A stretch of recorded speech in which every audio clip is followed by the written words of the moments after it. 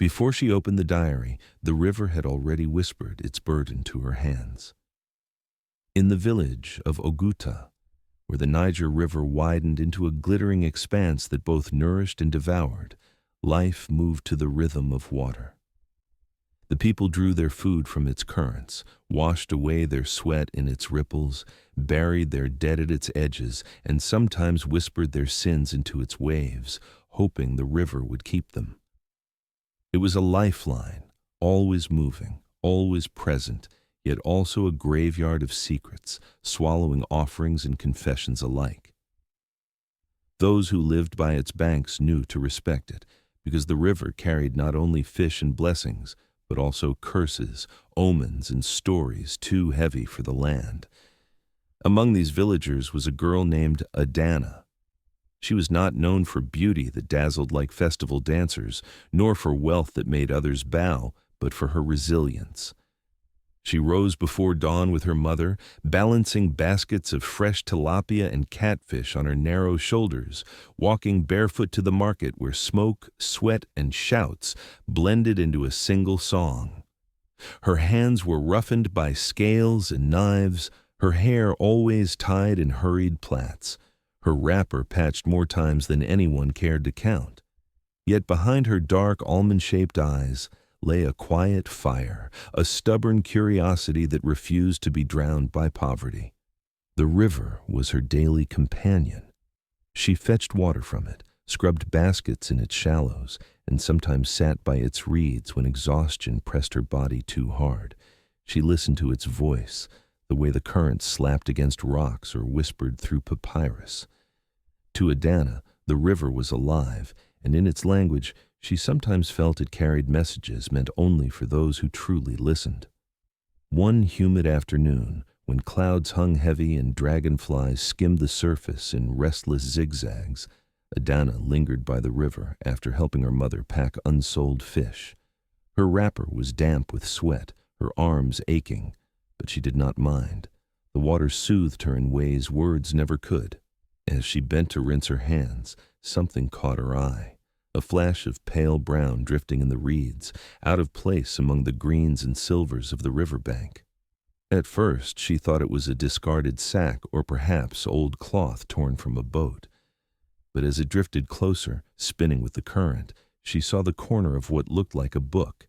Its spine was broken, pages torn and soaked, yet it clung stubbornly together, like a body refusing to sink. She squinted, her heart suddenly restless. A book in the river was unusual, almost ominous. People in the village said objects that floated from upstream carried stories, and not all were meant to be touched. Her instinct told her to leave it, to let the river claim what it had chosen. But curiosity tugged at her. She stepped closer, ignoring the reeds pricking her ankles. She reached out with trembling hands, scooping the object from the water. It was heavier than expected, dripping, its cover swollen with moisture. As she lifted it, the sun caught faint ink bleeding across the pages, like veins under skin.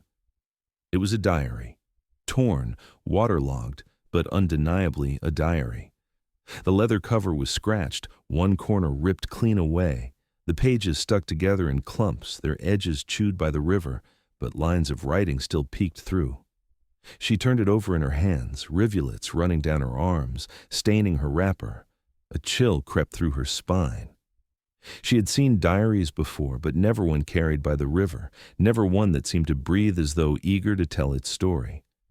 Voices echoed in her mind, the warnings of elders who said that objects from the river sometimes carried spirits, that to touch them was to invite unseen battles. She should have thrown it back, let it float away toward the horizon, but her fingers refused to release it. She wiped the cover with the edge of her wrapper, and the faint smell of ink and mildew filled her nose. It was as if the book had been waiting for her. She carried it home hidden under her basket, her heart pounding as though she had stolen something. Her mother was too busy arranging smoked fish to notice the wet bundle. Inside their hut, Adanna laid the diary on a low stool, lighting a small oil lamp. She pried apart the first few pages carefully, peeling them from each other. The ink was smeared in swirls, words half dissolved into stains, but here and there she could still make out fragments, dates, initials, phrases about contracts and land. Her breath caught. Whoever had written this was educated, powerful, used to numbers and deals far beyond the reach of a fish seller's daughter. She leaned closer, tracing the strokes of letters, her lips whispering them into the silence. She had no idea what most of it meant, but she felt the weight of it, the way one feels thunder before it breaks. This was no ordinary diary of a lovesick girl or mourning widow. This was something heavier, darker, dangerous. She turned to the back, where the last pages clung together stubbornly. With patience, she teased them apart. The ink here was clearer, as though spared by the water. At first, she saw only dates, followed by numbers written in long rows. But at the bottom of the final page, half blurred yet unmistakable, was a signature. The name curled in bold strokes that had resisted even the river's hunger. Her mouth went dry. She read it once, then again, disbelieving. She knew the name. Everyone in Lagos knew the name. It belonged to a man whose face stared from billboards, whose convoys made policemen salute, whose companies seemed to own half the city skyline. Chief Olumide Adegboye, the billionaire tycoon. The lamp flickered as if startled by her discovery. Adanna stared at the name, her heart racing, her fingers trembling against the damp page. She had no understanding of how a billionaire's secret could end up drifting into her hands, but she knew one thing. This was no blessing. It was a burden, heavy as stone, and once carried, it could not be easily set down. The last page, half blurred yet legible, carried a name that would one day shake Lagos. Some ink fades in water, but guilt resists drowning. Adanna waited until the market's clamor thinned into evening hush before slipping away from her mother's side, the basket of unsold fish left cooling beneath a raffia shade, while the last buyers argued over prices that had already been decided by the sun. She walked with the nervous caution of someone escorting a secret, the damp diary hidden beneath her wrapper, where river smell mixed with the sourness of old ink and wet leather, a scent that clung to her skin as if determined to be remembered. Their hut received her like a dim mouth, the woven mat cool beneath her knees, the oil lamp's flame shy at first and then brave enough to paint a small circle of gold on the floor, a circle into which she placed the diary as carefully as one might place a newborn, gingerly, reverently, fearing both fragility and power. She'd learned small tricks for coaxing moisture from fish when smoke was rare and patience necessary, and she turned those same hands to the book without knowing why they shook.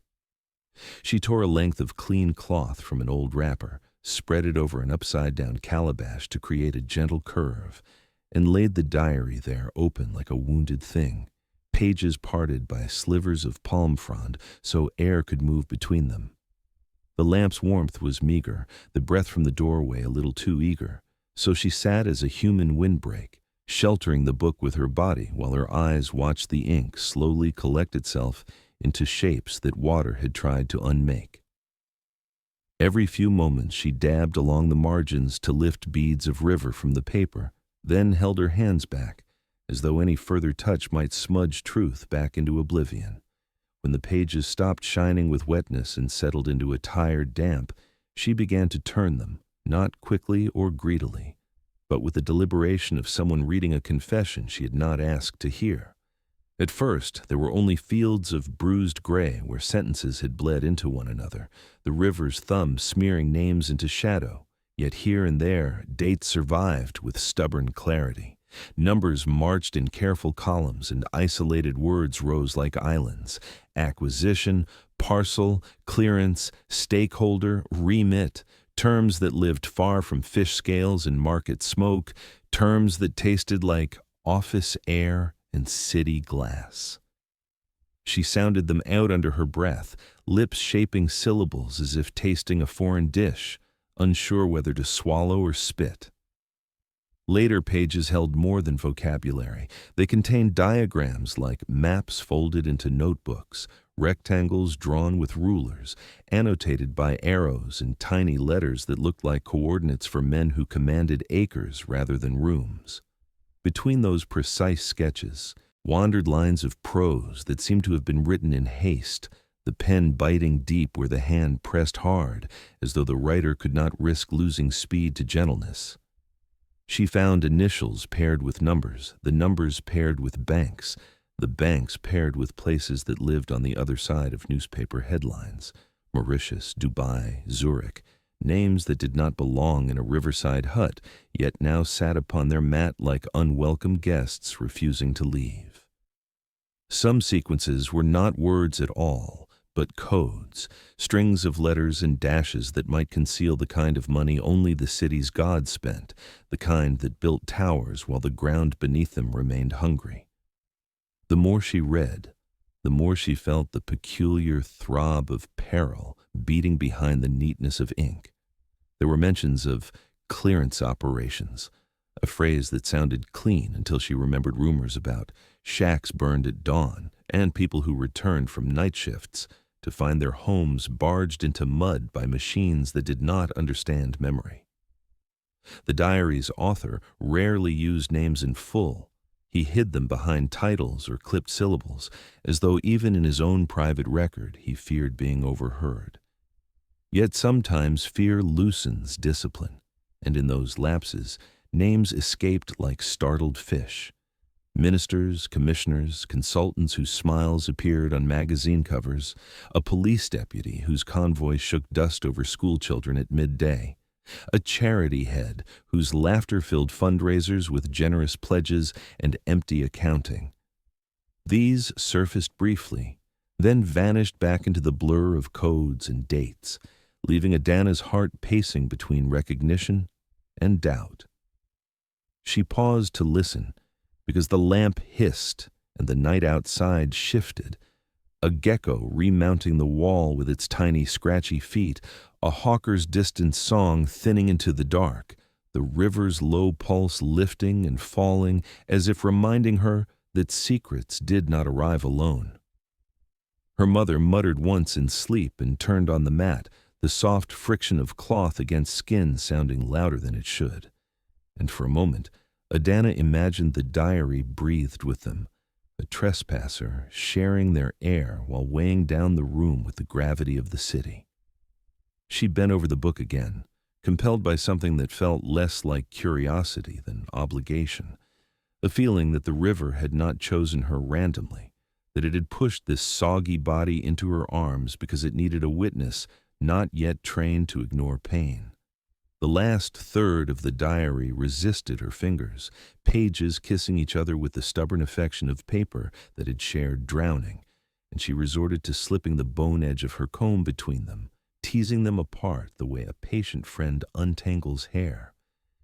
Here, the sentences regained confidence, the ink returned from fog to definition, and the handwriting, sharp, slanted, impatient, declared itself with a vanity peculiar to men who believe the world should accommodate their speed.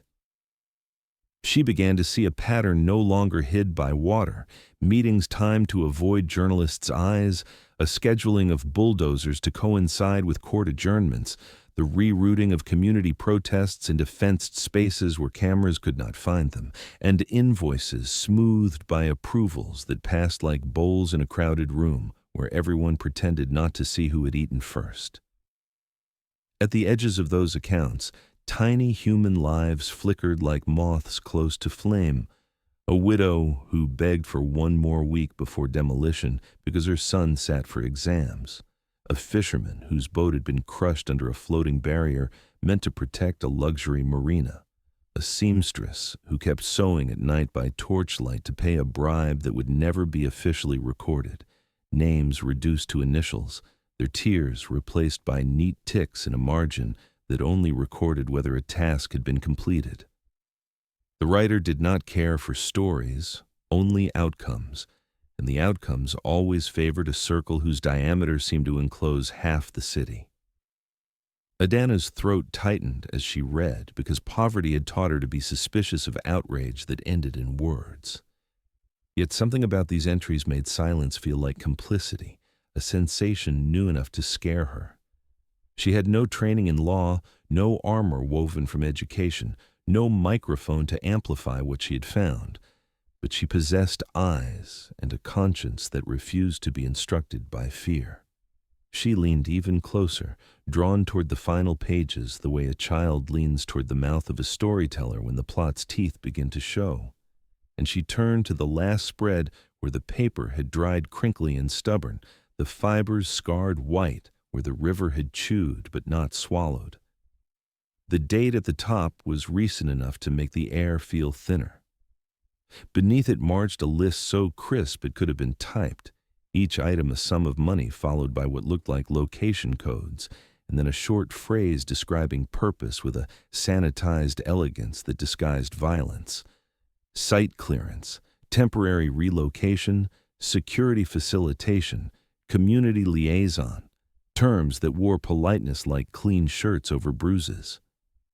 At the bottom of the right-hand page, a space had been kept empty, as if sacred, and in that space, a signature sprawled with arrogant flourish, a name written not for memory but for supremacy, the curve of the O extravagant, the tail of the G slicing down as if to cut doubt at the knee.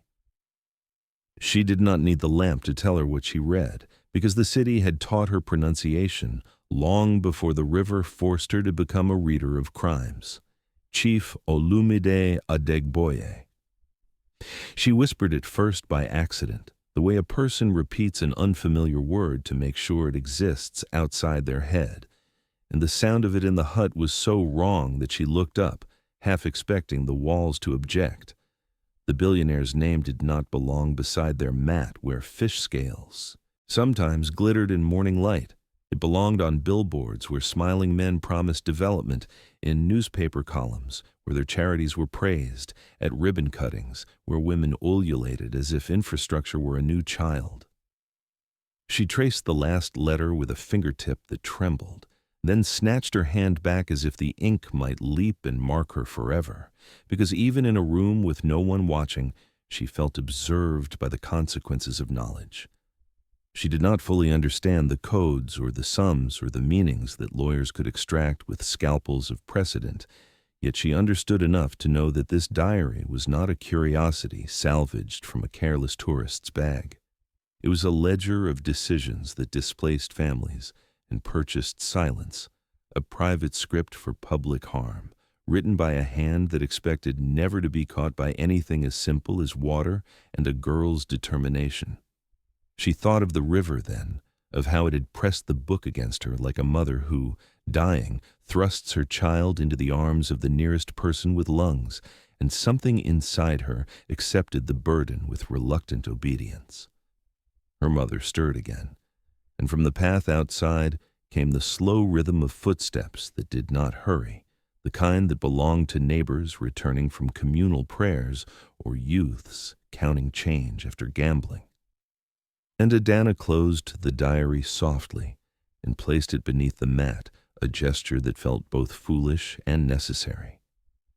She leaned back against the wall, eyes half closed, and tried the billionaire's name again in a whisper that trembled between fear and resolve, a whisper that did not know the night had ears beyond clay and mat. Unaware, a passer-by heard her whisper the billionaire's name. For every tower that rose in Lagos, there was a shadow he tried to bury. In Lagos, towers rose like spears piercing the humid sky, their glass facades reflecting both ambition and amnesia. The city adored men who could transform swamps into estates, who could conjure skylines out of marshland, who could take the clutter of poverty and bulldoze it into paved order. And at the center of this worship stood Chief Olumide Adegboye, a man whose name was written in stone and steel, whose initials adorned the gates of luxury residences, whose face filled glossy magazines promising a brighter tomorrow. He was the kind of man who could make government offices pause mid-paperwork, whose convoys made traffic disperse as if asphalt itself had been commanded to bow. Adegboye had the presence of a man who believed Lagos belonged to him. He was tall, broad-shouldered, his once slender frame now padded with the weight of indulgence. His agbadas were woven from fabrics imported from Italy, but stitched in Nigerian ateliers so that tradition and wealth could walk hand in hand. He carried himself not with the arrogance of youth, but with the entitlement of someone who had bought enough silence to mistake it for respect. Wherever he went, cameras followed, and wherever he smiled, editors wrote headlines that shimmered with praise. His empire stretched across industries: real estate, oil logistics, media houses, hospitality. He owned estates in Lekki that glowed at night like miniature cities, hotels in Victoria Island where foreign businessmen signed contracts under chandeliers, newspapers that never questioned him, and radio stations that treated his name like gospel. When he traveled abroad, private jets bore him across the skies while men in suits waited at runways, and when he stayed home, motorcades of black SUVs cleared his path with sirens that made even the impatient Danfo drivers pull aside. The city knew him as a philanthropist. He donated boreholes in villages, sponsored scholarship schemes that photographers documented carefully, and sat on panels where his voice sounded heavy with concern for the people. He wore Yoruba caps tilted just enough to show cultural pride without losing cosmopolitan shine. And when he spoke, he used proverbs that charmed elders while quoting economic jargon that impressed youths. He was the rare man who could speak both to the masses and the elite, and he used that ability like a craftsman wielding a chisel. But behind this polished image lay shadows he refused to acknowledge. His towers were built on land that once held shanties, homes cleared in the dead of night with bulldozers that came before sunrise, families driven into exile by the logic of progress. His estate sat on marshlands where fishermen had once cast nets, now forced to move as water was redirected, polluted, or sealed under concrete. His accounts glowed with money siphoned through shell companies and routed into offshore vaults, invisible to tax but visible in the gold trinkets on his fingers. He was surrounded by lawyers who specialized in burying evidence, journalists who accepted envelopes to change narratives, and politicians whose campaigns he funded to ensure laws bent like reeds under his weight. To the world, he was a visionary builder. To those who lived at the edges of his empire, he was a man with hands never clean, a man whose fingerprints could be found on every eviction notice, every collapsed structure built too cheaply, every envelope passed under tables in smoky back rooms. He carried these shadows with ease because power in Lagos thrived on forgetting, and he'd convinced himself that what the city forgot no longer existed. For years he slept well, believing the past was buried. The diary he had once demanded destroyed had vanished from his memory like a nightmare too faint to matter. He believed the river had claimed it, that no trace remained of the transactions scrawled in those pages, transactions that could strip him of not only power, but freedom. Each morning, as he adjusted his agbada before a mirror framed in Italian gold, he told himself that history had no teeth sharp enough to pierce his armor of wealth. On this evening, he sat in his private lounge, a glass of expensive cognac sweating in his hand, while city lights flickered below like submissive stars. The lounge was silent, but for the hum of the air conditioner and the distant throb of Lagos traffic muted by soundproofed walls. He leaned back, relishing the smooth burn of alcohol, thinking of the gubernatorial campaign he planned to announce. He was ready to climb higher, to leave behind the title of businessman and become kingmaker, perhaps even king. The city was his canvas, and he had convinced himself the brush belonged to him. Then his aide rushed in, a young man in a tailored suit, dark face pale with unease. He bent low, holding out his phone as though offering a weapon. "Chief," he whispered. "There are rumors."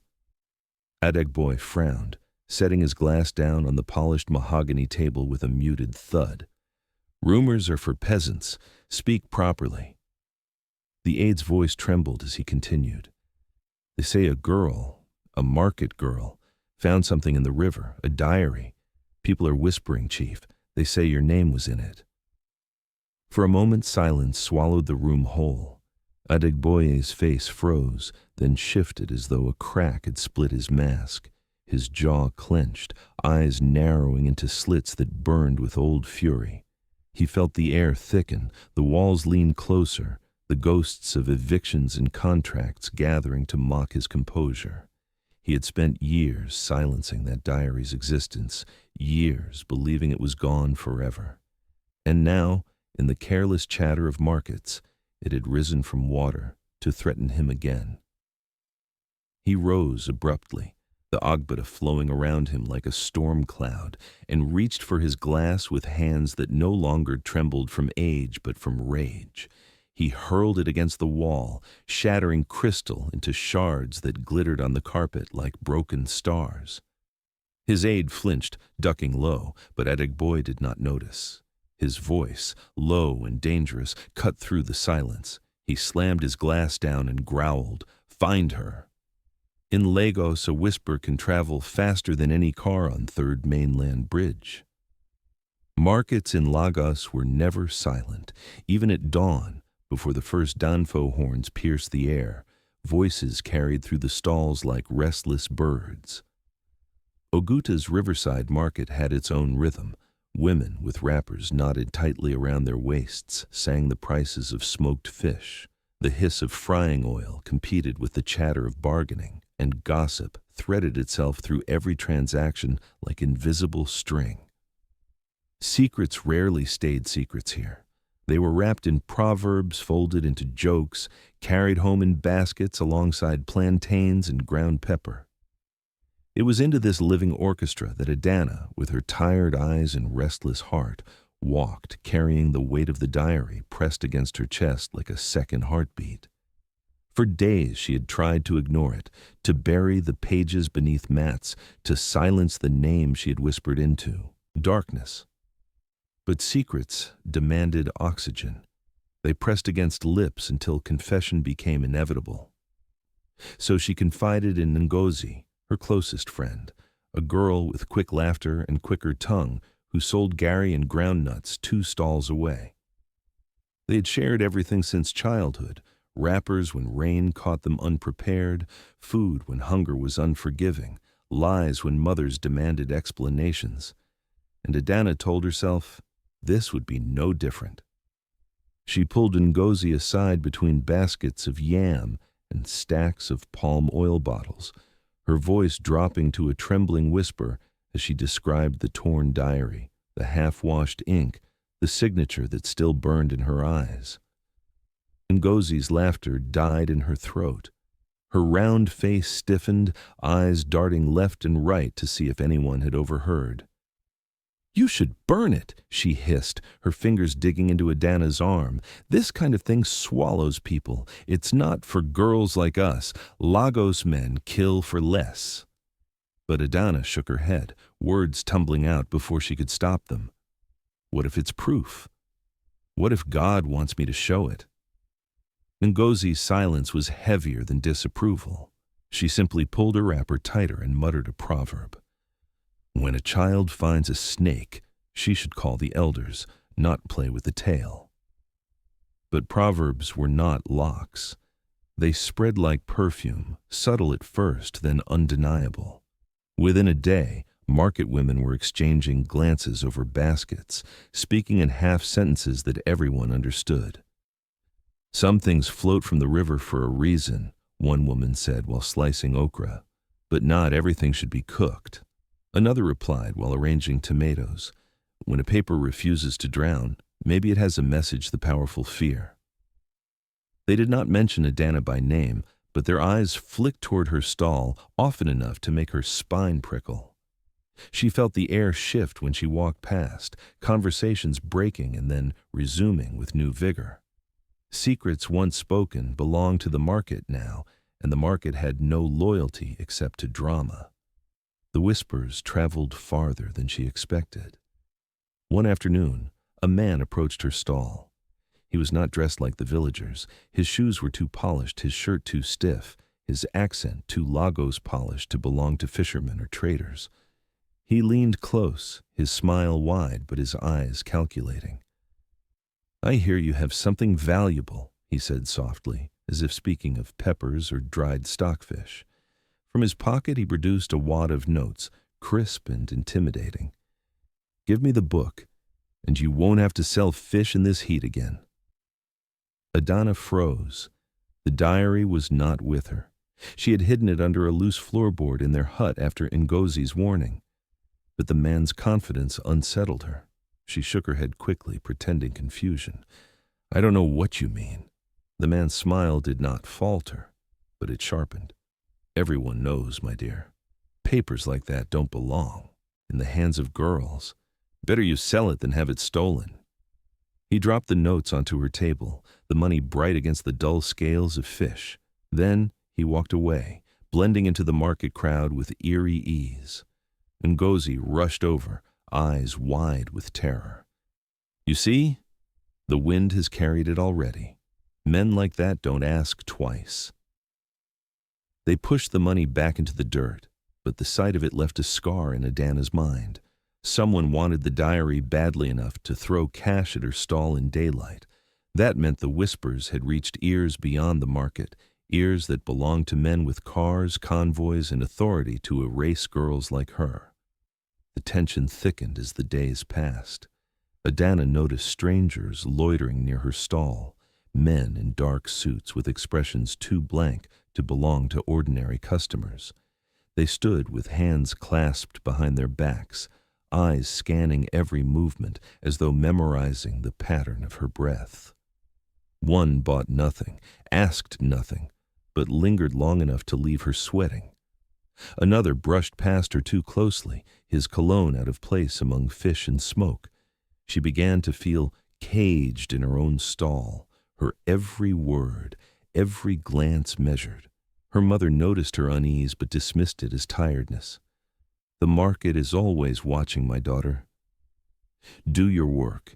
Keep your head low," but Adanna could not keep her head low. The weight of the diary pressed against her imagination even when hidden. She dreamed of its pages bleeding ink into her palms, of voices whispering names she could not silence. And always, at the edge of these dreams, the billionaire's signature glowed like fire. That evening she closed her stall early, too rattled by the stairs to continue. She walked home quickly, the path through the reeds unusually quiet, the river hushing as if complicit. Her hut stood waiting, the thatch roof glowing faintly under the last light of dusk. She stepped inside, exhaled relief, and placed her basket down. Then she noticed the silence, the kind of silence that waits to be broken. Her eyes dropped to the floor, where the mat was slightly shifted as though disturbed. Her heart pounded. She knelt to check the hiding place, her fingers trembling. The diary was still there, safe, but the floor around it bore faint smudges of dirt not belonging to her mother's feet. She swallowed hard, her pulse racing as she replaced the mat. The night fell quickly, shadows gathering against the walls, but the unease did not fade. She stepped outside, hoping air would calm her nerves, but the sight waiting for her drained the last of her calm. Around the hut, imprinted faintly in the damp soil, were footprints, large, heavy, circling like predators deciding when to strike. That night, Adanna found footprints circling her mother's hut. The poor keep secrets in whispers, the rich bury theirs in vaults. In Lagos, wealth was a theater, and Chief Olumide Adegboye was its most charismatic actor. His image stared down from magazine covers where his agbada was pressed so sharply it looked like folded steel, his wrist heavy with gold, his smile rehearsed into statesmanlike warmth. At elite parties, he glided among governors and tycoons, his laughter echoing under chandeliers as photographers begged for angles. His voice carried on television, smooth and confident, promising development and progress as though he had invented the words. When he walked into political halls, hands clapped before thoughts caught up, and when he sat at fundraising dinners, waiters straightened their backs as though serving a monarch. His world was measured in vaults and high-rises. He commissioned towers in Victoria Island that glowed like polished spears at night, estates in Lekki where fountains sprayed artificial rainbows, hotels where marble floors reflected imported wine. His empire buried secrets beneath layers of legality, offshore accounts with coded transfers, shell companies in names that meant nothing, lawyers who could smother truth beneath jargon.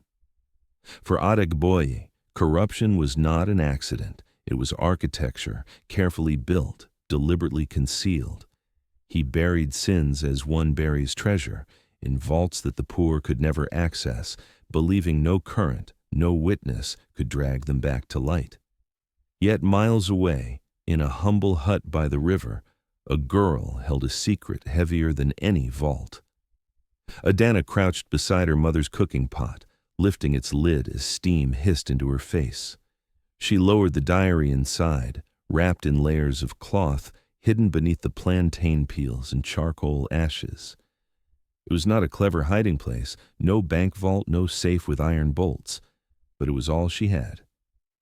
Each time she stirred stew, each time her mother roasted fish, the diary sat beneath the pot's belly like an outlaw hiding under a market stall. She lived with the constant fear that one careless move, one sharp-eyed visitor, could reveal the weight she guarded. The contrast was cruel. Adegboye lived in towers that kissed the clouds, while she clung to a mud hut where every crack in the wall admitted the night. He buried his secrets in numbered accounts. She buried hers in cooking pots and floorboards. He dined with politicians whose speeches filled stadiums.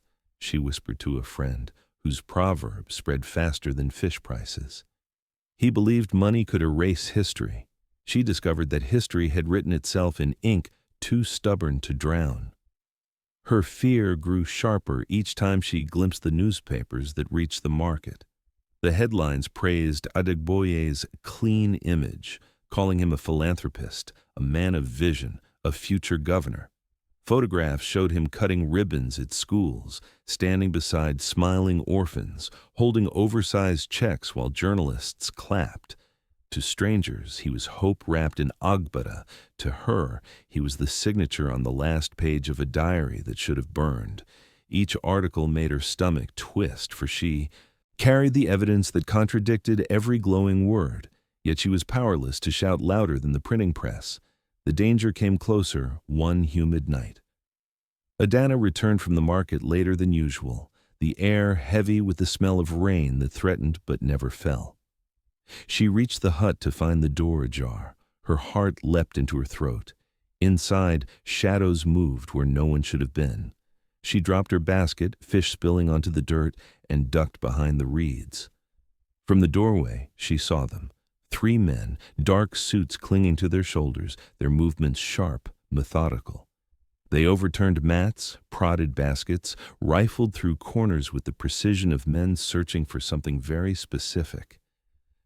Her mother's voice rose in protest, cracked with fear. "What do you want here?" she demanded. One man slapped the wall hard enough to silence her. Adanna pressed her fists against her mouth to stop herself from crying out. She wanted to rush inside to protect her mother, but terror rooted her feet. The men moved toward the cooking pot. One bent low, lifting the lid, his eyes narrowing at the sight of ash and plantain peel. His hand sank in, stirring, probing. Adanna's pulse hammered in her ears. She whispered prayers, words tripping over themselves, begging ancestors, river spirits, anyone who could listen, to keep the diary hidden. A sudden shout distracted them. Ngozi, bold despite her fear, had rushed to the doorway yelling that neighbors were coming. The men froze, exchanged glances, and with curses spat into the air, they shoved the pot aside, sending ashes spilling, and stormed out into the night. Adanna stayed crouched until their footsteps vanished, her whole body trembling with a mixture of relief and rage. She ran inside, her mother shaking, the hut reeking of disruption. The pot lay toppled, its contents scattered across the floor. Heart pounding, Adanna fell to her knees, pushing aside charcoal, peels, and ashes with desperate hands. For one sickening moment, she thought it was gone, taken in the chaos, lost to men who would erase it forever.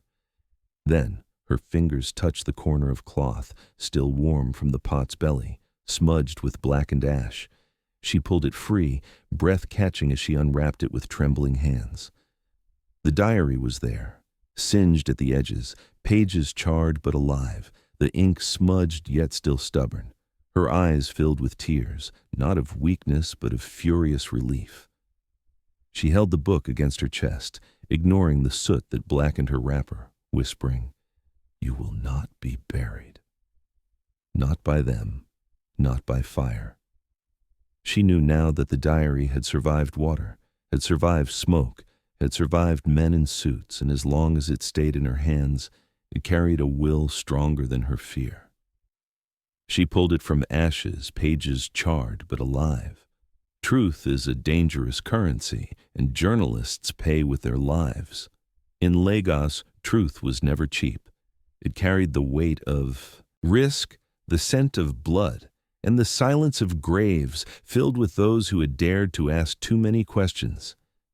To be a journalist in Nigeria was to dance on glass, each step a gamble between revelation and disappearance. Among those who chose this perilous path was Chika Nwosu, a young investigative reporter whose pen was both his shield and his weapon. He was lean, sharp-featured, his dark eyes always restless, moving faster than his hand could write. He wore shirts rolled at the sleeves, a satchel perpetually slung over his shoulder, and a demeanor that mixed recklessness with resolve. Chika worked for a small but stubborn paper that survived on the fringes of Lagos's media landscape. Unlike the glossy outlets that bent knees for brown envelopes, his paper specialized in chasing truths others avoided: illegal demolitions, embezzled grants, corporate fraud swept under rugs. It paid poorly, invited lawsuits, and drew anonymous threats. But to Chika, it was oxygen. He had grown up in a city that worshipped the powerful, yet buried the powerless, and he had decided long ago that his words would not be for sale. It was during a late-night drinking session with fellow reporters that he first heard of the River Diary. The phrase was tossed like gossip, accompanied by laughter, but Chika's ear caught it. A diary that surfaced near Oguta, soaked yet intact, carrying names too large for a village girl to whisper without trembling. At first, it sounded like rumor, one more myth from the river, but then he heard the name attached to it, Adegboye, and his pulse quickened. A billionaire poised for politics, a man whose empire had been whispered about for years but never pierced. Chika's instincts screamed that this was not just rumor, it was a door creaking open. He took a bus to Oguta the next morning, blending with traders and passengers, the humid wind carrying the smell of petrol and sweat. His satchel carried nothing but a notebook, a recorder, and the stubborn hope that the story of his life was waiting. When he reached the market, it did not take long to find Adanna. Whispers had already wrapped around her like smoke. Stall owners glanced at her with too much curiosity. Children lingered near her table with unasked questions.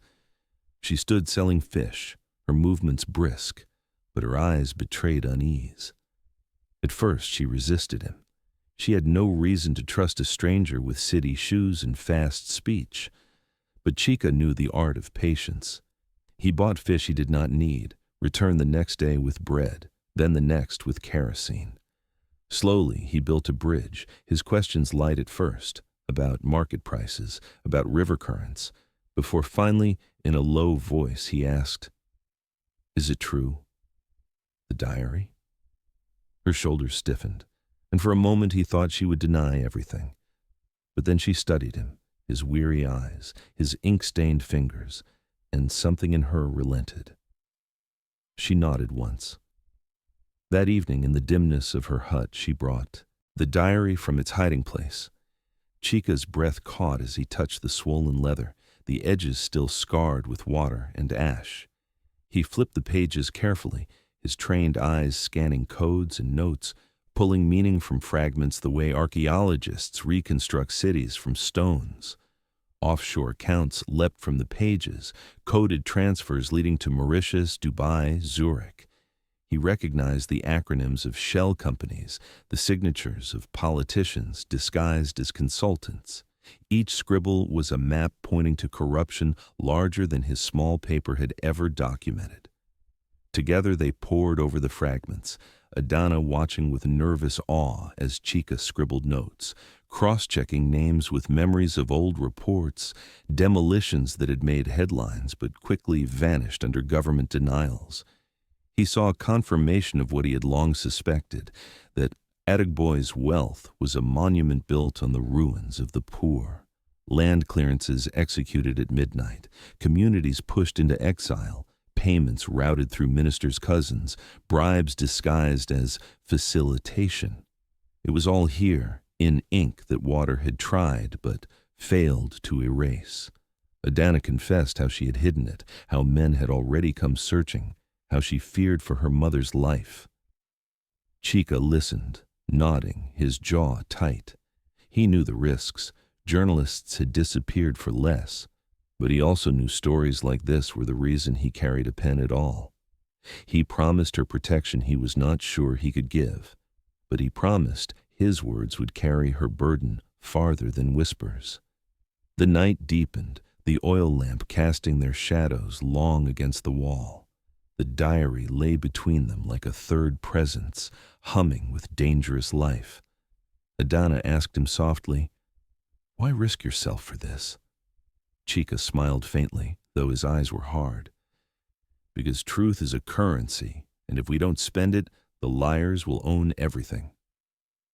When he finally returned to his small rented room in Lagos, exhaustion tugged at him, but excitement burned hotter. He laid the diary on his desk, surrounded by piles of old clippings, his pen racing across paper as he began to connect dots. Offshore banks, coded initials, demolition sites, threads weaving into a tapestry of scandal that could tear down a billionaire. He felt the adrenaline of discovery, the intoxicating nearness of impact. Yet as he worked, his phone buzzed. At first he ignored it, lost in notes, but it buzzed again, the screen glowing in the dark room. He reached for it, and his hand froze. On the screen was a single message, sent from an unknown number, stark and sharp. "Stop digging or drown." That night, Chica's phone lit with a message, "Stop digging or drown." Power fears nothing until whispers gain witnesses. Chief Olumide Adegboye had built an empire on the assumption that silence could be bought, and for years the assumption had held true. But silence is fragile in Lagos, and once cracked, it multiplies like broken glass. The whispers about a diary had grown too loud to ignore. First, they appeared in the markets, carried by women who spoke in riddles, then in barber shops, where men pretended to debate politics but really traded rumors, and finally in newsrooms, where curious eyes sought stories worth more than envelopes. By the time Adegboye heard the first question from a journalist at a gala, "Sir, what do you say to the talk of a diary?" his polished smile faltered for the first time in years. Panic clamped down on him like a vice. He had always prided himself on control, on being the conductor of the city's orchestra, but now the music had turned against him. His response was swift: money. He summoned police commissioners to his mansion, slid brown envelopes across tables, and demanded that any journalist caught whispering about river pages be silenced. He called editors of newspapers he owned, instructing them to publish glowing features about his charity work and community schools to flood the city with distractions. He arranged a photo shoot of himself, feeding orphans, smiling wide, pretending to be the father Lagos never had. But the more he tried to drown the rumor in kindness, the stronger it grew, as if the diary itself refused to be smothered. The threats followed. Anonymous texts were sent to reporters who dared to mention him, their language sharp as blades. "Stay quiet or bury your family." Phone calls in the night reached Chika's newsroom, warning that accidents could happen on Lagos highways. Even Adanna felt the weight of unseen eyes. At her stall, the men in suits lingered longer, their stares heavy enough to silence her laughter. Adegboye's paranoia became obsession. He demanded daily reports from his men, shouting when they returned empty-handed. Meanwhile, his political rivals watched from the shadows, circling like vultures over a wounded animal. For years they had envied his grip on Lagos, his bottomless pockets, his alliances with power brokers. Now they smelled weakness. They dropped hints in speeches, sly remarks about integrity, and truths that float from rivers. They waited for him to stumble so they could feast. Every misstep amplified their hunger. Adegboye began to unravel behind closed doors. He paced his study at night, surrounded by glass walls that overlooked the city he once owned. The skyline mocked him now, its towers glittering like accusations. His wife asked what troubled him. He snapped at her until she retreated in silence. His children stayed away, uneasy with the fury that boiled just beneath his surface. His aides whispered that he drank more, that his temper cut sharper, that his nights were restless with the sound of him shouting at ghosts only he could see. But one name rose above all others in his paranoia: Adanna. The girl who had pulled a torn diary from the river now haunted his thoughts like a specter. He pictured her at her stall, bare feet on dusty ground, holding in her hands what could topple his empire. The idea that someone so insignificant could wield such power drove him into a rage that no amount of wealth could soothe. She became, in his mind, the embodiment of threat, the enemy who must be crushed before whispers turned into war cries. He gathered his men in the mansion's courtyard, under the glare of floodlights that made their black suits gleam. His voice was hoarse, thick with fury. "You tell me you cannot find a girl who sells fish? You tell me a diary controls the city while I pay you to control it?" He smashed his glass against the ground, shards scattering across polished tiles. His men kept their eyes low, afraid to meet the storm in his gaze. He leaned forward, his agbada flowing like a shadow around him, and spoke the words that sealed their orders. His order was simple: bring her alive. Chief Olumide Adegboye had built an empire on the assumption that silence could be bought, and for years the assumption had held true. But silence is fragile in Lagos, and once cracked, it multiplies like broken glass. The whispers about a diary had grown too loud to ignore. First, they appeared in the markets, carried by women who spoke in riddles. Then, in barber shops where men pretended to debate politics, but really traded rumors. And finally, in newsrooms, where curious eyes sought stories worth more than envelopes. By the time Adegboye heard the first question from a journalist at a gala, "Sir, what do you say to the talk of a diary?" His polished smile faltered for the first time in years. Panic clamped down on him like a vice. He had always prided himself on control, on being the conductor of the city's orchestra, but now the music had turned against him. His response was swift: money. He summoned police commissioners to his mansion, slid brown envelopes across tables, and demanded that any journalist caught whispering about river pages be silenced. He called editors of newspapers he owned, instructing them to publish glowing features about his charity work in community schools, to flood the city with distractions. He arranged a photo shoot of himself feeding orphans, smiling wide, pretending to be the father Lagos never had. But the more he tried to drown the rumor in kindness, the stronger it grew, as if the diary itself refused to be smothered. The threats followed. Anonymous texts were sent to reporters who dared to mention him, their language sharp as blades. Stay quiet or bury your family. Phone calls in the night reached Chica's newsroom, warning that accidents could happen on Lagos highways. Even Adanna felt the weight of unseen eyes. At her stall, the men in suits lingered longer, their stares heavy enough to silence her laughter. Adegboye's paranoia became obsession. He demanded daily reports from his men, shouting when they returned empty-handed. Meanwhile, his political rivals watched from the shadows, circling like vultures over a wounded animal.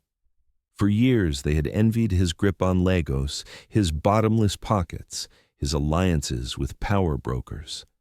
Now they smelled weakness. They dropped hints in speeches, sly remarks about integrity and truths that float from rivers. They waited for him to stumble so they could feast. Every misstep amplified their hunger.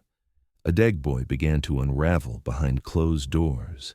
He paced his study at night, surrounded by glass walls that overlooked the city he once owned. The skyline mocked him now, its towers glittering like accusations. His wife asked what troubled him. He snapped at her until she retreated in silence.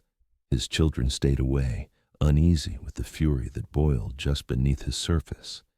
His aides whispered that he drank more, that his temper cut sharper, that his nights were restless with the sound of him shouting at ghosts only he could see. But one name rose above all others in his paranoia: Adanna. The girl who had pulled a torn diary from the river now haunted his thoughts like a specter. He pictured her at her stall, bare feet on dusty ground, holding in her hands what could topple his empire. The idea that someone so insignificant could wield such power drove him into a rage that no amount of wealth could soothe. She became, in his mind, the embodiment of threat, the enemy who must be crushed before whispers turned into war cries. He gathered his men in the mansion's courtyard, under the glare of floodlights that made their black suits gleam. His voice was hoarse, thick with fury. "You tell me you cannot find a girl who sells fish? You tell me a diary controls the city while I pay you to control it?" He smashed his glass against the ground, shards scattering across polished tiles. His men kept their eyes low, afraid to meet the storm in his gaze. He leaned forward, his agbada flowing like a shadow around him, and spoke the words that sealed their orders. His order was simple: bring her alive. Sometimes the river delivers secrets, sometimes the city swallows them whole. The market that morning had the usual rhythm: women shouting over baskets of pepper, the hiss of frying akara, the crackle of sun on zinc roofs. But beneath its noise, Adanna felt unease creep like shadow. For days she had noticed the men in suits who never bought, who lingered too long at corners, who pretended to study yams while their eyes measured her every movement. She told herself to ignore them, to focus on scales and coins, to keep her smile steady for customers. Yet the weight of their stares pressed her spine until she could hardly breathe. She had just lifted a basket of fish onto her table when the men moved. No warning, no time for screams to gather. They struck with the precision of hawks swooping on prey. One grabbed her arm, another her waist, their grip iron against her thin frame. Ngozi shrieked, dropping her basin of gari, but the crowd parted in silence, fear scattering. Courage. Lagos markets thrived on noise, but when power revealed itself in black suits and tinted SUVs, silence was the safest language. Adanna's cry was muffled by a rough hand, her body shoved into the back seat of a waiting car before anyone dared to blink twice. The doors slammed, and the market swallowed its own shame, pretending not to notice. The car smelled of leather and cologne, cold air blasting from vents, a stark contrast to the dusty heat she had known moments earlier. Her wrists were pinned, her face pressed against the window as the city blurred past, yellow danfos honking, hawkers weaving between traffic, pedestrians staring curiously but quickly turning away. She wanted to scream, to bang the glass, but the gun pressed against her thigh silenced rebellion. Fear clawed at her chest, Yet somewhere beneath it lived defiance, the stubbornness that had made her reach into the river in the first place. The convoy wound through bridges and boulevards until it entered a high-walled mansion in Ikoyi. Gates swung open like jaws, guards saluted sharply, and the car rolled into a courtyard tiled with marble. The mansion towered above, white pillars gleaming, fountains spraying water into the hot afternoon air. It looked like power carved into stone, a place where secrets were meant to suffocate. They dragged her inside, past chandeliers and polished floors, into a room too large for comfort. Curtains of velvet shut out the sun, the air heavy with imported perfumes. And there, in the center, sat Chief Adegboye. His agbada shimmered gold under the light, his broad shoulders filling the chair as though it were a throne. He held a glass in one hand, the other tapping the armrest with impatient authority. His eyes, sharp and predatory, studied her with amusement. "So," he drawled, his voice smooth but laced with menace. "This is the girl the river chose." He gestured, and his men shoved her forward. Adanna stumbled but kept her head high, her lips pressed tight. Adegboye leaned forward, lifting a bundle from the table. The diary fragments, damp edges stiff, ink bruised but legible. He laughed, a sound that filled the room like false thunder. "Do you know what you hold, girl? Do you know that men have been buried for less than these pages?" He flipped through, tapping sections with his thick finger, as though daring her to deny their importance. "You think this paper makes you powerful? Number. Power's what I have. Convoys, governors, judges. I can burn these pages and still build towers tomorrow. But you—" His smile spread wide, cruel. "You can vanish tonight, and no one will even write your name." He tempted her next. With a wave of his hand, servants entered carrying trays, golden necklaces, crisp bundles of cash, silk fabrics brighter than any wrapper she had ever touched. "Take it," he urged, his voice honey now. "Take wealth, take freedom. Give me the book, and you can live like a queen instead of rotting in fish markets. Every woman has a price. What is yours?" Adanna's throat tightened. For a moment the glitter blinded her, the thought of her mother and comfort, of never fearing hunger again. But then she remembered the pages, the names of widows displaced, the fishermen crushed by bulldozers, the signature that burned like fire at the bottom of the last page. Her lips trembled, but her voice rose steady. "Truth has no price." The smile slipped from Adegboye's face. His laughter returned, but it was harsher now, brittle around the edges. He leaned back, shaking his head. "Bravery from a child? Do you think Lagos will crown you saint for this? Do you think newspapers care? They will forget you before the ink dries." He lifted the diary again, fanning its pages mockingly. "This is mine now." You are nothing." Adanna clenched her fists, refusing to lower her gaze. She had no weapons, no power, but defiance itself became her shield.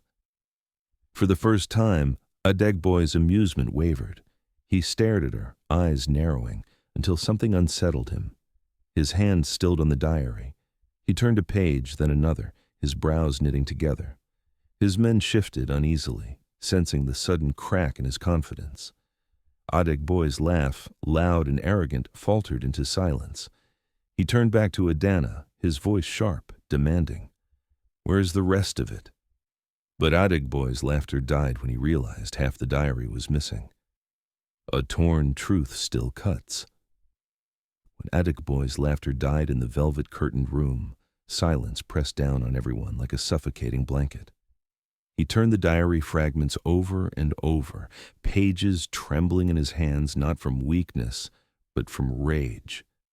He flipped again, searching for confirmation, for the comfort of completion. But the comfort was gone. Entire sections were missing, gaps in the chain of evidence that mocked his certainty. He slammed the bundle on the table, the echo sharp against marble, his voice a roar that startled even his most hardened bodyguards. This is not all of it.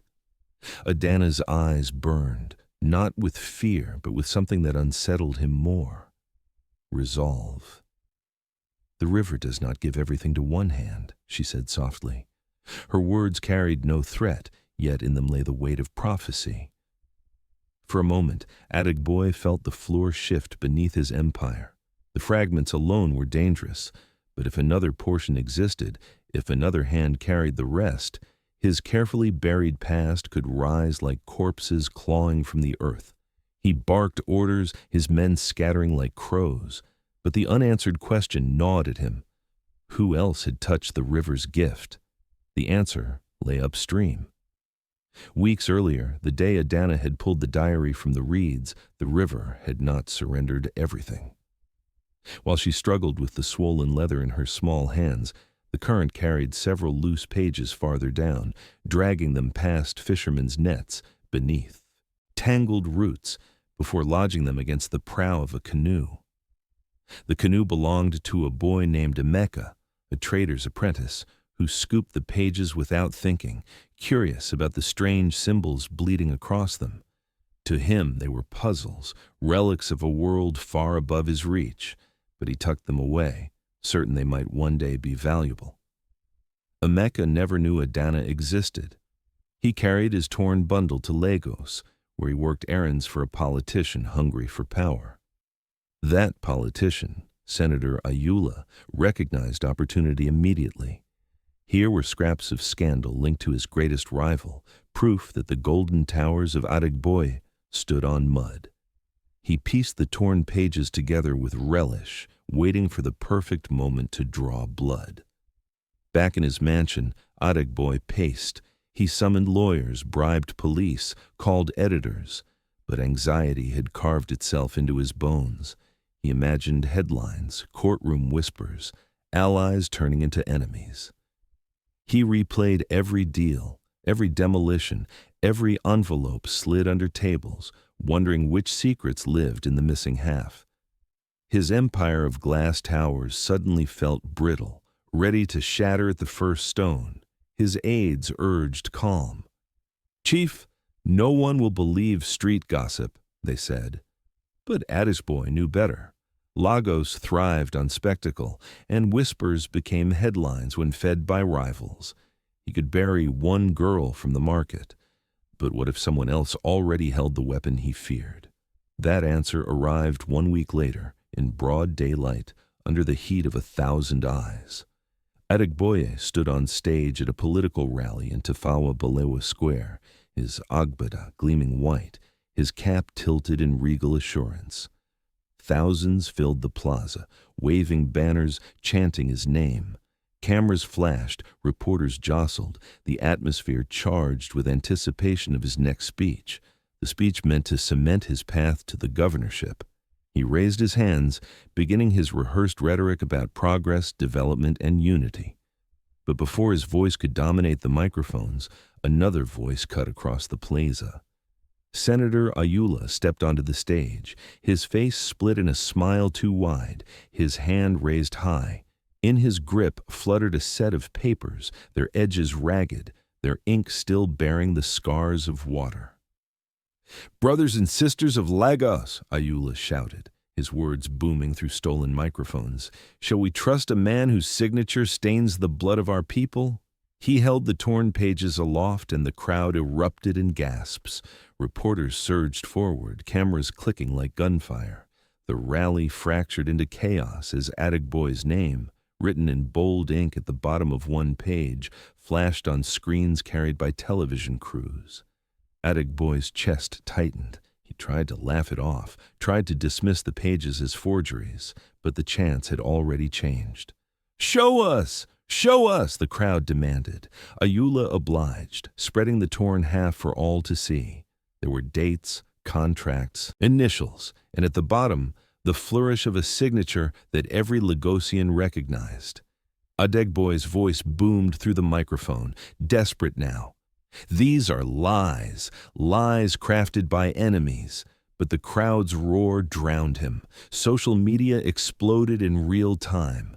Hashtags blazing across screens, citizens uploading grainy footage of Ayula's reveal. Within minutes, Adegboye was trending, not as a philanthropist, but as a thief, a betrayer. On stage, he reached forward, trying to snatch the pages, but Ayula pulled back, triumphant. The cameras zoomed in, lenses focusing on the damning detail that Adegboye feared most. The camera zoomed on the last page, still intact. Lagos loves spectacle more than silence. Lagos was a city that devoured distraction, a place where one rumor could ignite 1,000 mouths before morning. And when Senator Ayula raised the torn diary pages before cameras, the city erupted like dry tinder catching a spark. By nightfall, social media was ablaze. Hashtags trended in furious waves. Hashtag River Diary, hashtag Adegboye Exposed, hashtag Truth from Water. Memes sprouted like mushrooms. One showed Adegboye's glass towers sinking into a river, another his signature written in blood. Young people, armed with smartphones and restless energy, turned gossip into gospel and gospel into a revolution of pixels. On Twitter and Instagram, citizens dissected the diary's fragments line by line, treating each blurred sentence as scripture.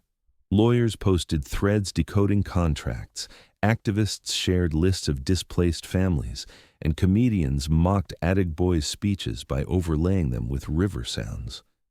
The poor, who had long whispered of demolitions and betrayals, now felt vindicated.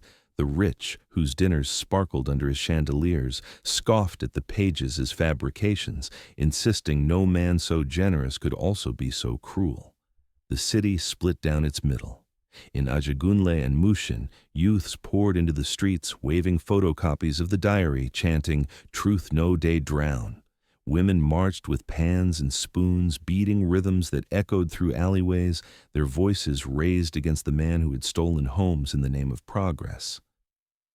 In Victoria Island, meanwhile, elites gathered in lounges, sipping champagne, shaking their heads. Cheap tricks, they said, forged paper, politics as usual. Yet even as they dismissed, their eyes flicked nervously to television screens that replayed Ayula's rally. Adanna's name began to surface, first whispered in comments, then shouted in posts, the fish seller's daughter who had first touched the diary. Bloggers dug for her story, inventing details when none were available, painting her as a heroine of destiny. Her face, captured once by Chika's discreet photograph, circulated widely. To some she was naive, to others brave beyond measure. Mothers told their daughters her tale as a warning. Youths shared her image as a banner. She had become, unwillingly, a symbol of defiance. Chika fueled the fire. His exposés appeared online and in print, threading the diary's fragments into a coherent story that no one could dismiss as coincidence. He named offshore accounts, cited demolitions, traced money trails with the precision of a hunter. His words cut sharper than knives, each article more daring than the last.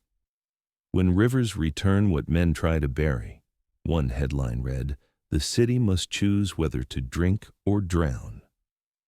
His writing spread beyond Lagos, reaching Abuja, London, New York.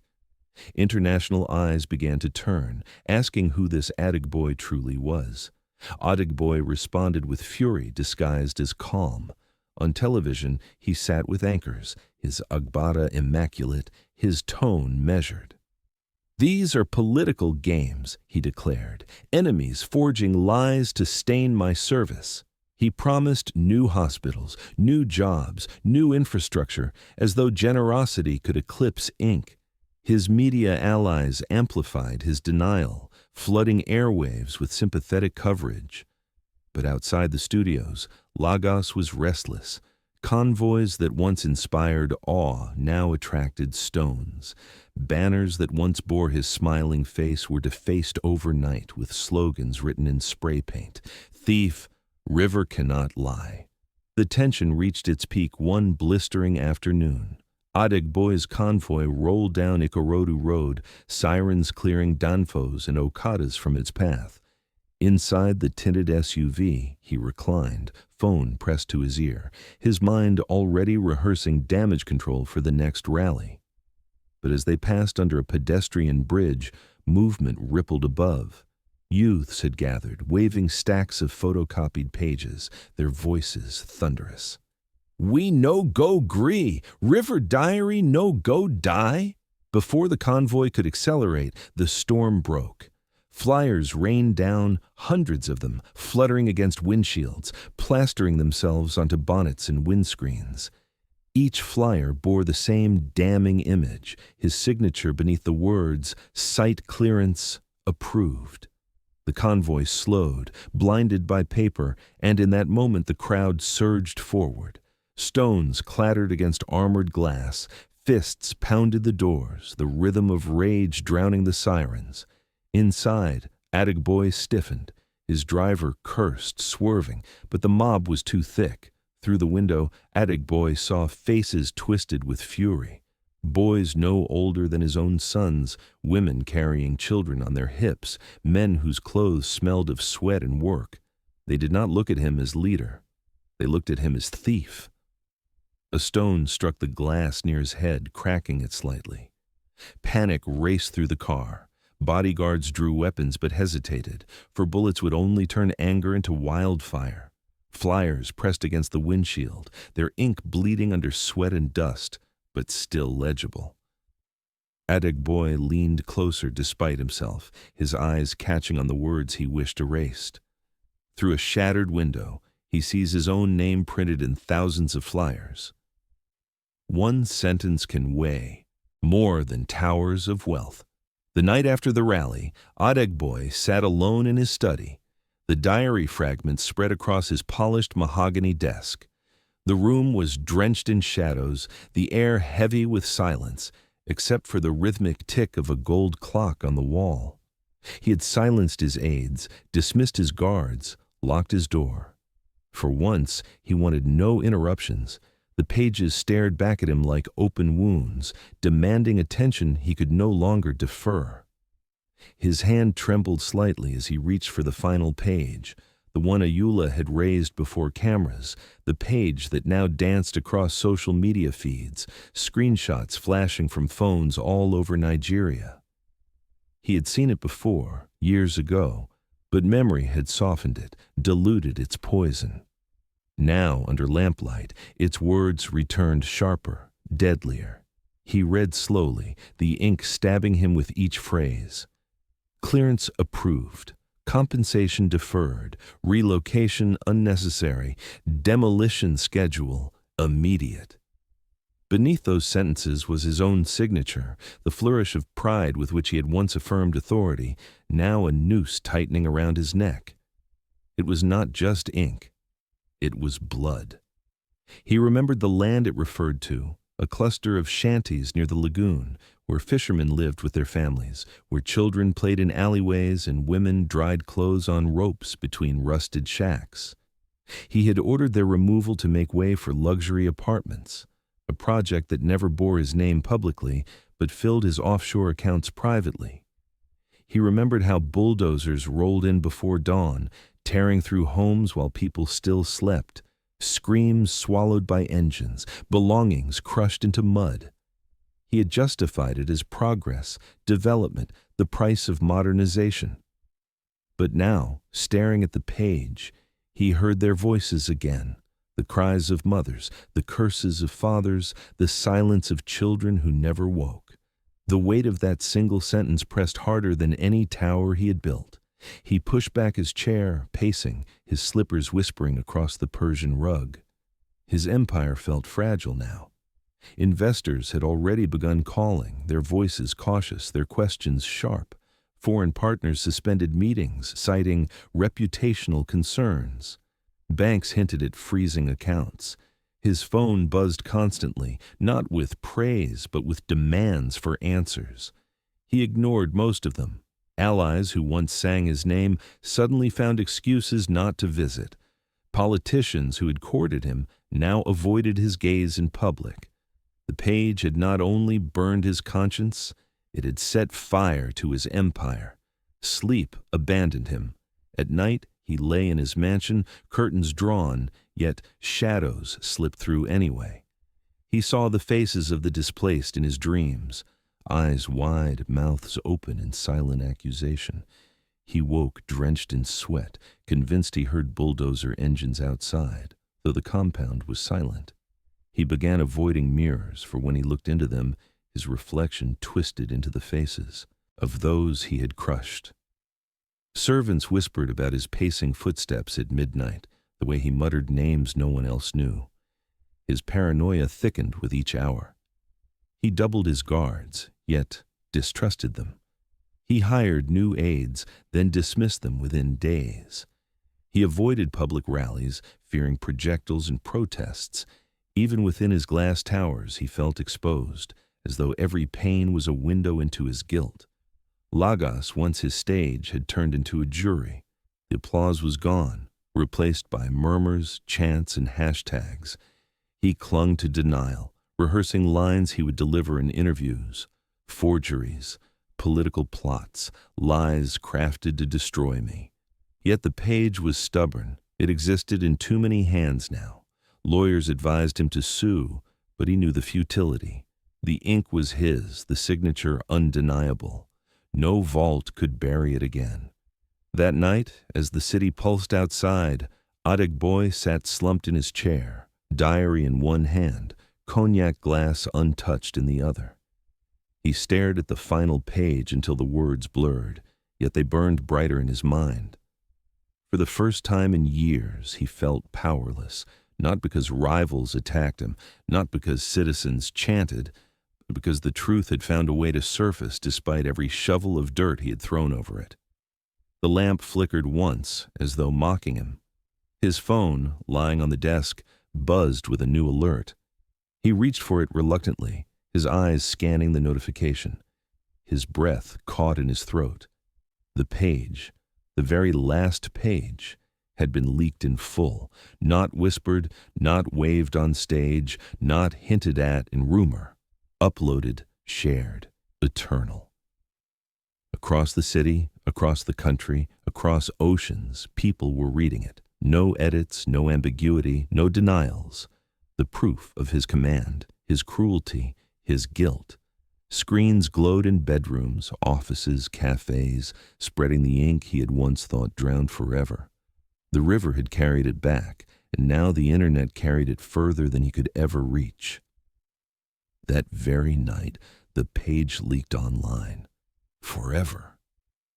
In Nigeria, courtrooms are theaters where money buys silence, but not always. The morning of Adegboye's arrest arrived not with thunder or sirens, but with the quiet inevitability of justice long delayed. EFCC operatives, dressed in their crimson jackets, emblazoned with bold white letters, moved like wolves through the gates of his mansion. Cameras followed, flashing relentlessly as iron doors that once guarded secrets swung wide. The billionaire who had glided through airports with champagne in hand now emerged with his wrists bound by handcuffs. The convoy that bore him away was not one of tinted SUVs, but black EFCC vans. Lagos erupted. Crowds cheered, jeered, recorded. For a city long bruised by impunity, it was a spectacle worth savoring. The trial began days later, and the courthouse transformed into a theater. Crowds pressed against barricades, journalists jostled for position, vendors hawked bottled water and gala, sausage rolls as though the fall of a titan was another Lagos festival. Inside, the air buzzed with anticipation. The gallery filled with activists, students, and curious citizens, their eyes wide, waiting to see whether the man who had built towers on their backs would finally bow before the gavel. Adegboye sat at the defendant's table, his agbada stripped of swagger, replaced by a plain gray kaftan that made him look smaller, older.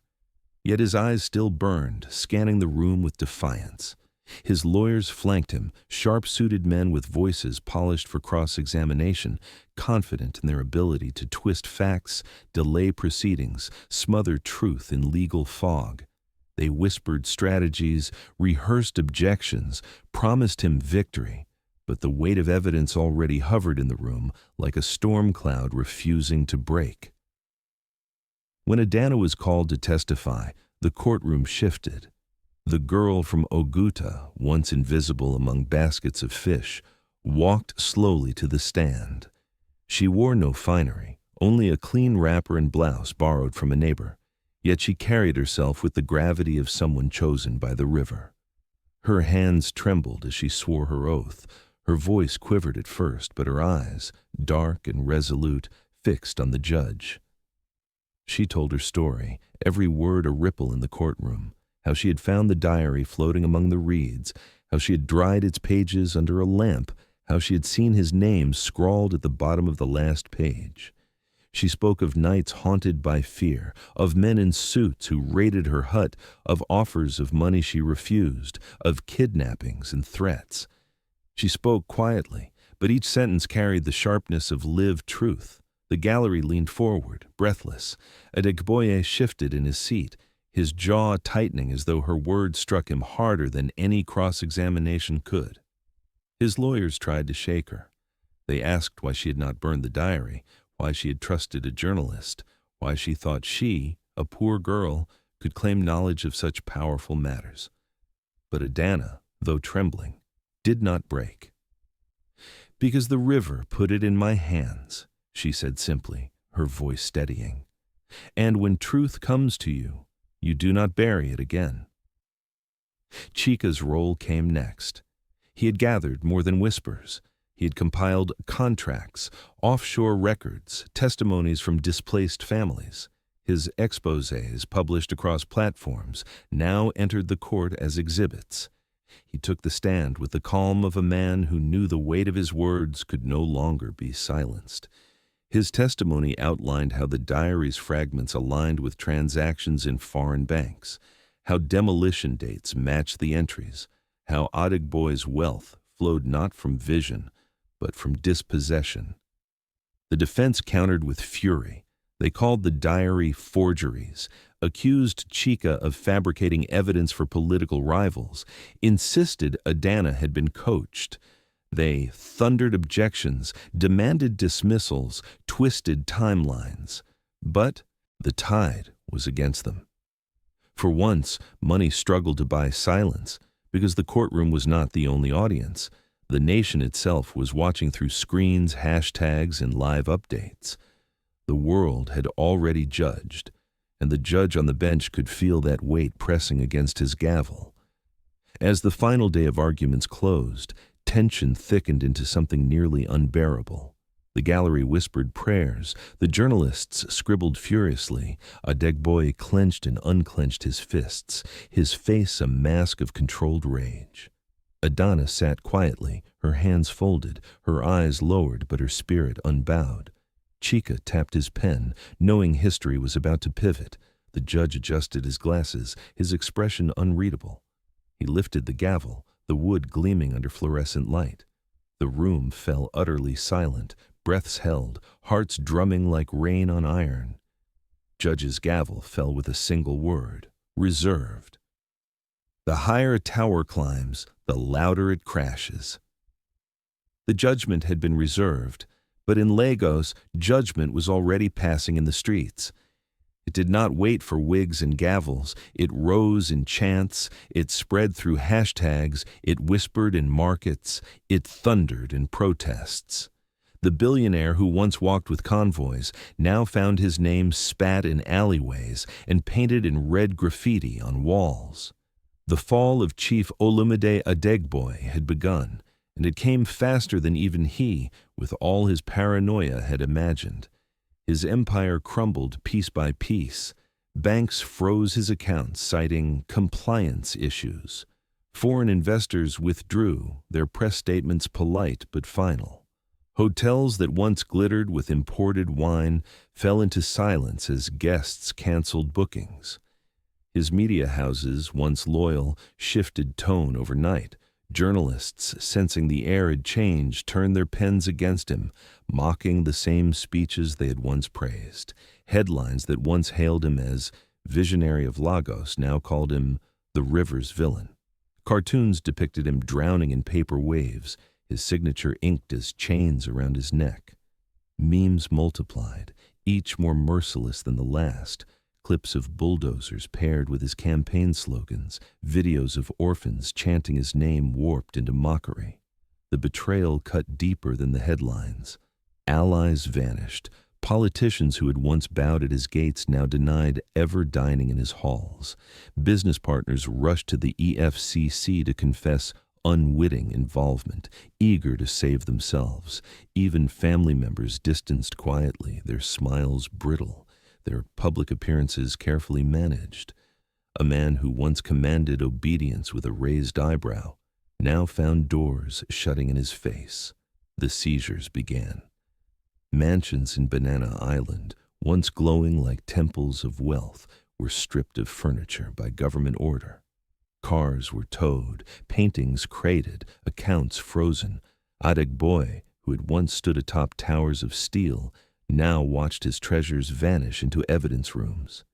His empire, built on dispossession, was itself dispossessed. And finally came the cell. Gray walls, a cracked mirror, a steel bed with a mattress too thin to comfort him. The silence there was heavier than wealth had ever been. He sat hunched, staring at his reflection in the cracked glass. His once proud face was gaunt now, the lines of arrogance carved deeper by sleepless nights. He muttered to himself sometimes, as though bargaining with ghosts. At times he pounded the wall with his fists until his knuckles bled, then sank back into silence. The world outside carried on without him. Lagos traffic still surged, markets still buzzed, children still played football on dusty fields. But his name was no longer spoken with reverence. It had become cautionary, parents warning their children, "Don't let greed make you another Adegboye." Teachers used him as an example of pride undone. The city he once commanded had turned him into a parable. Yet the story had not ended. One evening, as Adanna sat by her mother's fire, weary but relieved the truth had prevailed, a knock came at their hut. She opened the door to find no one, only a small brown envelope lying in the dust. Her name was scrawled across it in hurried handwriting. She picked it up with trembling hands, broke the seal, and slid out a single object. A brass key, old but sturdy, its teeth jagged, its surface etched with numbers. Beside it lay a folded note with 5 words. There is more. Hidden archive. Her breath caught, the firelight trembling across her face. The diary had not been the end.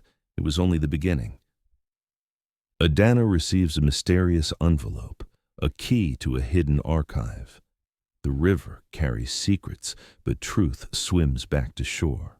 Morning mist clung to the banks of Oguta's river, the same waters that had once delivered a diary into Adanna's hands. But this time there was no fear in her heart as she walked along the reeds. There was purpose. The world had changed. Chief Adegboye's empire lay in ruins, his name a cautionary whisper rather than a boast, and in the hollow left by his downfall, something new began to rise, something built not on lies but on the stubborn resilience of truth. Adanna and Chika returned often to the river, not as fugitives or secret keepers, but as founders. Together they launched the River Foundation, an initiative for those whose lives had been shattered by corruption and displacement. The first meetings were held beneath the Iroko tree in Oke-Ayo village. Elders sitting on wooden stools, children huddling close, women with weary faces daring to dream again. Chika outlined their vision with careful words: scholarships for children who had lost schools to demolitions, microloans for mothers whose stalls had been destroyed, legal aid for families threatened by eviction. Adanna added her voice, soft but unwavering, reminding them all that truth was strongest when shared. Soon, tangible change spread. Wells were dug in. Ayo, cool water bubbling where once only dust had reigned. A school rose on land that had been left barren, its chalkboards filled with lessons instead of silence. Women's cooperatives blossomed, their crafts sold in Lagos markets not as curiosities but as dignified trade. Young men trained in carpentry, masonry, farming, skills that gave them independence instead of chains to wealthy patrons. For the first time, the community tasted dignity that could not be stolen overnight by bulldozers. The diary itself did not vanish into archives or evidence rooms. Instead, it was sealed in a shrine built at the village edge, where the river's voice was always within earshot. Elders placed it inside a carved wooden box lined with palm fronds, their prayers rising in solemn cadence. Let this truth be memory. Let this memory guard our children. Villagers came to lay offerings, kola nuts, palm oil, flowers, not as worship but as respect for the ink that had carried their pain and their vindication. The diary became symbol, not relic, its charred edges a reminder that truth may burn, but it cannot be destroyed. Chika chronicled the transformation in a series of articles, published locally and abroad under the title, What the River Returned. His words traveled across oceans, drawing attention not only to Adegboye's crimes, but to the resilience of ordinary Nigerians. Donations trickled in from unexpected places, diaspora communities, student groups, even international NGOs. The River Foundation grew, its reach extending to other villages scarred by corruption. Adanna, once a girl who sold fish in fear, now sat at round tables with governors and activists, speaking quietly, but carrying the authority of someone who had carried fire without letting it consume her. In Lagos, people began to speak of inheritance differently. No longer merely about land titles or bank accounts, inheritance became about courage, about the legacy of refusing silence. Parents told their children, remember Adanna, remember that wealth fades, but truth does not drown. The diary had shifted the city's vocabulary. For the first time, the poor felt their voices had weight. For the first time, the rich understood that secrets, no matter how deeply buried, could still rise like oil to the surface. Adegboye, in his cell, faded into irrelevance. His name lingered only in jokes, in cautionary sermons, in the whispered reminder that even giants can fall. The towers he had built remained, but they no longer carried his glory. They stood like monuments stripped of plaques, their shadows unable to erase the light that now spread from villages like Ayo. On an evening heavy with orange sunset, Adanna stood by the river with Chika at her side. Children splashed in the shallows, women washed clothes, men mended nets. Life moved on, but differently now, more certain of itself, less afraid of silence. Chika handed her a folded newspaper. Its headline read, From River to Revolution, How One Diary Changed Nigeria. She smiled faintly, tracing the letters, then looked back at the current, remembering the moment her hands first pulled soaked leather from the reeds. She whispered, not to herself but to the water, I did not choose you. You chose me. The river flowed on, indifferent yet eternal. And somewhere upstream, unseen by those who celebrated on its banks, a scrap of paper loosened from mud, lifted by current, began drifting slowly toward the horizon. Another torn page drifts downstream, waiting for new hands. If this story moved you, don't just stop here. Share your thoughts in the comments because your voice matters. Hit the like button if you believe truth should never drown, and subscribe so you don't miss the next powerful tale waiting to be told.